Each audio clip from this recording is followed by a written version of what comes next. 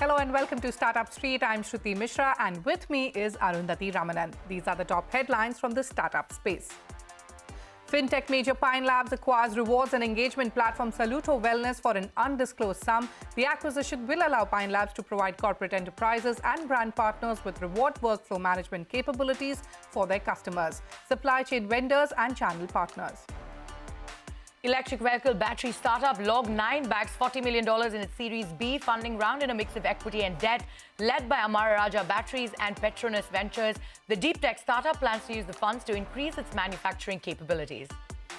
Fuel delivery firm Fuel Buddy raises $20 million in a funding round led by Naveen Jindal Group, Ravi Jaipuria Group and Nilesh Ved of UAE-based apparel group. The firm will be launching its services into the UAE market shortly. Sequoia Capital's regional arm in South and Southeast Asia is weighing special audits of several investments in the region following allegations of financial irregularities at firms such as Zilingo and Go Mechanics, says Bloomberg News. The VC firm will work with Ernst & Young on some of these audits and will increase budget allocations to help investee companies put governance guardians in place. Zomato pushes 10-minute food delivery service to pivot to a different model. Sources tell CNBC-TV18, and I quote, "Instant is not shutting down. We are working on a new menu with our partners and rebranding the business. All finishing stations remain intact and no people are impacted by this decision," end of quote, says a company spokesperson. Amazon launches a dedicated cargo fleet for its India operations with 2 aircraft. Amazon Air will initially be available in Delhi, Mumbai, Bengaluru and Hyderabad and will be operated by Bengaluru-based QuickJet Cargo Airlines. Music streaming firm Spotify plans to cut 6% of its workforce. Spotify said it will incur about 35 to 45 million euros in severance-related charges. The company's chief content and advertising business officer, Don Ostroff, will also depart. Spotify has seen advertisers pull back on spending, mirroring a trend seen at Meta and Alphabet.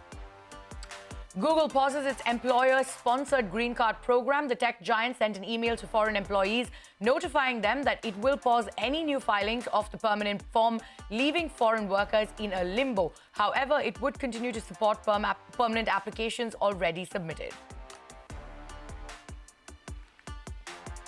Those are the headlines we are tracking for you this evening.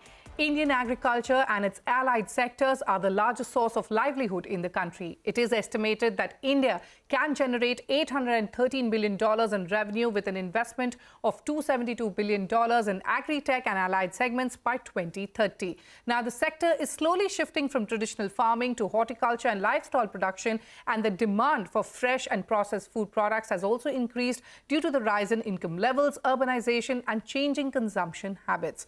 The government has announced several policies, schemes and programs such as a production-linked incentive scheme to boost the food processing sector, Krishi Udan 2.0 scheme for facilitating and incentivizing movement of agri-produce by air, a composite portal to provide agricultural marketing-related services through a single digital platform and more. The traditional agriculture industry is ripe for disruption that will benefit both the farmer, community and businesses. So what does the agri-tech industry expect from the union budget? Joining me now are Mukul Garg, founder of AGRIM, and Ranjith Mukundan, co-founder and CEO of Stellaps. Also joining me is my colleague Arundhati. Gentlemen, welcome to Startup Street. And, let's start by addressing the elephant in the room. Mukul and Ranjith, your top 3 expectations from the union budget. Mukul, let me start with you. AGRIM is a tech-enabled ecosystem for small retailers of crucial agricultural supplies that is transforming the way agri-inputs are sourced across the country. Your wish list. Thanks, Shruti, to have me here. In terms of the wish list, wish list is very long. So the top things which remains on my mind is overall allocation. Budget allocation for agriculture has seemed flat for the last 2 to 3 years, right? So from an overall standpoint, if government takes a mandate that they want to spend more on the agriculture, that's their wish, but that is an area which can see a definite improvement, right? Specifically, there are 3 areas, right? One is agriculture infrastructure fund, right? So the allocation for that has already been close to 1 lakh crores in 2020, which was supposed to get disbursed until 2024, right? Out of that 1 lakh crore budget, right, we have seen investment of close to 8,000 crores until now, right? So there is a huge gap in terms of the promised money and what has been allocated. So if that money is getting allocated to build the infrastructure in the agriculture ecosystem, right? That should help us improve the farmer income and help the ecosystems players, Sure. and eventually can lead a strong innovation in that sector. So that is one ask, if that disbursement can happen faster and in larger check sizes, right? The second wish list is uh, the second wish is basically the agriculture education spend, right, which has been close to 8,000 crores from last 2 years. Uh, if we really want to do something really great at a farm level, we need to invest heavily in the infra, like building the innovation at ground zero, right? So for that, this investment is really crucial, where government is spending huge sum at education and research. And the third piece, I would say, the ecosystem players, right, like AGRIM and many other agri-tech startups, those who are actually helping farmer in two folds. One is improving improving the income and or reducing the cost, right? So by being strong value-added players in the value chain, right? So giving better interest rates, having a better interest rate for these companies as well should help, right? Yeah, absolutely. And we're going to discuss that in detail going ahead on the show as well. But let me bring Ranjith into this conversation. Ranjith, your farm and herd management system, Stellaps, helps dairy stakeholders remotely monitor, manage farms through mobile devices. So what are you seeking in terms of policy reforms? Can you tell us that quickly? Yeah, I think some of it is aligned with what Mukul just mentioned. First and foremost, a much better CapEx support, better loans for setting up milk processing plants, treating the dairy farmers on par with the rest of the agri farmers, helping much access to better green credit facilities. For example, solar-driven cold chain, which is a big green initiative, rollout of electric vehicles in the supply chain, more biodigesters, specifically in the dairy scenario, so that you can actually mitigate carbon emission. Can there be much? I think there can be a lot more support coming from the government side. There are programs such as the National Program for Dairy Development.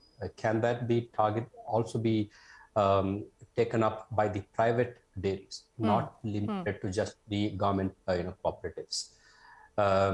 Demand generation is pretty key. I see a lot of FMCG companies globally wanting to enter India. Sure. If the government can help Apple set shop in India, why not help some of the global FMCG companies set shop in India, so that it can generate more jobs, more skills, and all of that? And finally, capability building. The capability and skill building should not be limited just to the urban centers. So I think we need to upgrade the skill levels of folks on the rural side in terms of all the dairying and animal husbandry practices. So those would be broadly some of the things that's on top of my radar. All right. Interesting points made there, Ranjith. But, we can also see the government taking cognizance of the importance of Kisan drones, chemical-free natural farming, and the supporting the delivery of digital and high-tech services to farmers across the country.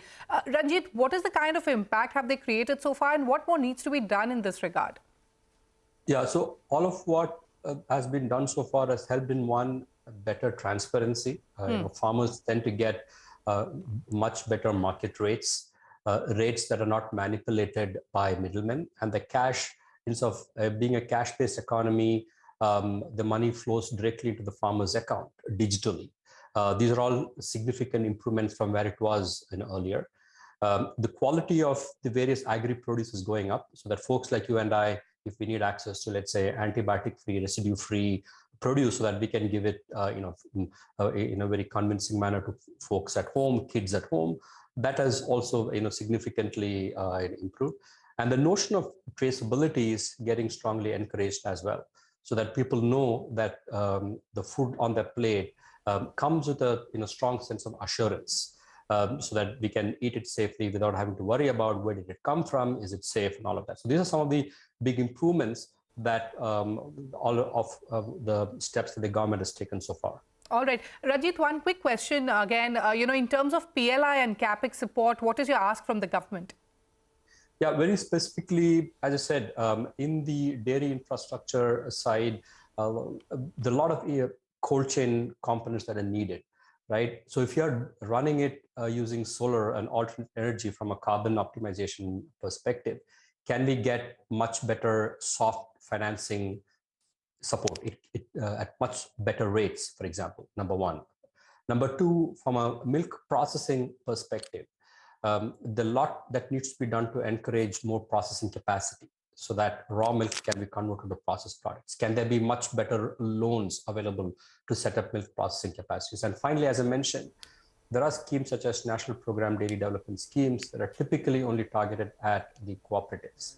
Can that be made accessible to the private sector as well? So from a CAPEX and PLI point of view, these should be some of my top asks. All right. So those are your top asks on that front. But Mukul, if I can bring you back into the conversation and you could answer this quickly. One big demand has been that tax relaxation for various players across the value chain, which have created scalable solutions impacting farmers' lives for good. For instance, the onset of farming as a service and farm to fork has opened better opportunities for the farmer community to improve their farming practices and thereby the generated output. So tax relaxations will surely play a big role in empowering the sector? See, tax relaxations anywhere plays an important role, right, to fuel any sector, right? Specifically here, agriculture has been made tax-free by default, right, for the farmers to a certain scale, right? So some relaxation on that should help. Second is the players, those who are involved in this value chain, if there is a certain tax relaxation or interest relaxation, right? So that should actually help the farmer in the long run. So I guess, yeah, that would be my answer. Okay. All right. Mukul, Shruti here. What about subsidized credit? Low interest rate loans will certainly help businesses scale up their operations. You touched upon this earlier, but also disbursement has been slow from the National Agriculture Infra Financing Facility. Is this not one of the priority areas for the government? See, there has been no strong execution on that until now, right? So we have disbursed only close to 6% of what was promised by the government in 2020, right? So any financing here, right, actually helps the rotation gets better, right? So in the long run, if government only focuses only on this area, right, tax relaxation is a catalyst, right, for the initial push. But when you actually do investment at a ground level, that actually helps build the nation for a longer run. So I would think relaxation on the credit cost is will fuel the business better. Absolutely. All right. Ranjith, there are over 1,000 agri-tech startups in the country. While the agri-tech market potential in India is estimated to be over $24 billion, agri-tech penetration in the country is less than 1%. So what needs to be done to encourage more startups and deeper penetration at this point? Yeah, I think one key part would be demand generation. For example, can all the end result of all the things that you mentioned is being to improve productivity, quality, and get in more traceability, right? And if the government can set up a good export platforms so that these capabilities can be better leveraged and better price can be fetched for all the productivity-linked, quality-linked, traceability-linked catalytic impact that we've been trying to deploy across the agri-tech ecosystem. If that can be better leveraged, if the export tap can be turned on in a big way. So I think the government can do a lot in this space. For example, as I mentioned, can we encourage, if Apple can be encouraged to make more iPhones in India, or Tesla can be encouraged to make more electric cars in India, can we get some of the large FMCG players who know how to capture the growing consumer segment? And that can fuel further adoption of some of these technologies and improve the penetration. All right. We'll have to wrap up this conversation now, and I hope that, a majority of your demands are met, but we'll only find out on the 1st of February. Ranjith and Mukul, many thanks for joining us on Startup Street today. Thank you. Thank you for having us. Thank you. So those are some of the budget asks from the Agritech sector. But moving on, in a bid to speed up deliveries, e-commerce giant Amazon is all set to expand its cargo business segment to India. Amazon Air, according to reports, could be launched by the end of January. The cargo service will have 2 dedicated cargo aircraft with a capacity of 20,000 packages. Shilpa Ranipeta gets us a sneak peek into the Amazon Air India launch. Take a look. There is a higher chance now that that late-night order you placed on Amazon will reach you the very next day, and this aircraft that you see behind me will most likely make that possible. Amazon has launched its own dedicated air cargo fleet called Amazon Air in India. Currently, Amazon says the idea is to enable faster deliveries and also have end-to-end control over its shipments. Currently, Amazon has 2 Boeing 737-800s that will be operated and maintained by its partner QuickJet Cargo Airlines. And each of these aircraft has the capacity to carry 20,000 shipments. Now, just because it's launching its own dedicated fleet, Amazon says that it will not stop working with its commercial air cargo partners yet. It will continue to do that to deliver to other cities beyond the 4 cities that is operating in. Now, Amazon Air, that's called Prime Air in the US, was launched in 2016 first and currently operates in the US, in Canada and Europe, making India the 4th market. All right, with that, it's time for us to head into a short break, but don't go anywhere. Coming up next, Code Brand Labs has been on an acquisition spree in the last 1 year. It has no plans to slow down. The startup plans to acquire 1 or 2 brands every month. A special conversation with the company CEO on the other side. Stay tuned.